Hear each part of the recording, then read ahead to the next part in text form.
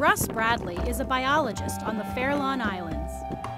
Most of the time that I've spent out there is in the spring and the summer in the seabird breeding season, where I work about 6 weeks at a time and then get a couple weeks off. We have over 40 different studies that we're working on with the seabirds that take us, from day into the night.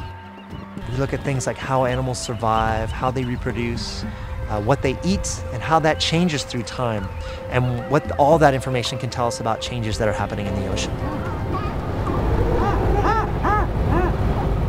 Some of his most important work focuses on the Brandt's cormorants that live on the islands.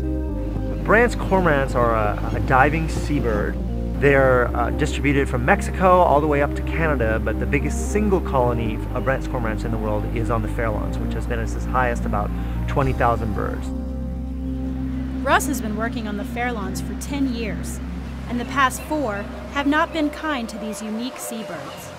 In 2010, we saw a slight increase in the breeding success, but basically for the last 4 years, we've seen very poor breeding performance for Brandt's cormorants, and we've never really seen that in a series of years like this before.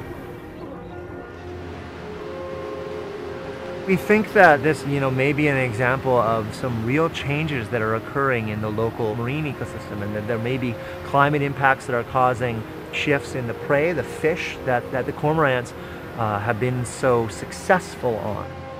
This has Russ and other biologists very concerned, not only for these birds, but for other nearby populations. They seem to be a very unique indicator species of changes that are going on in the ocean. We've been studying Brandt's cormorants on the Farallon Islands for over 40 years.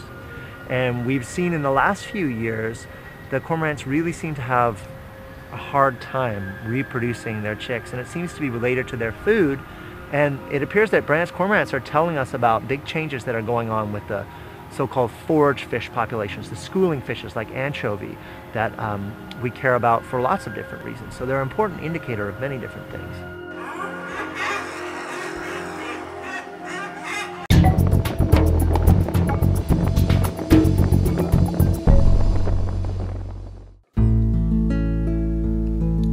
A pair of CO soles swim well camouflaged over the sandy bottom.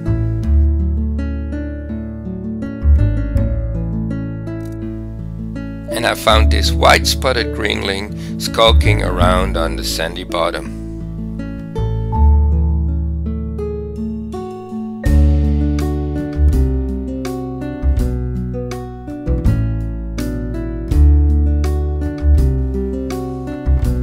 A Pacific snake prickleback swimming around on the discarded petroleum sign, now a perfect habitat for many critters.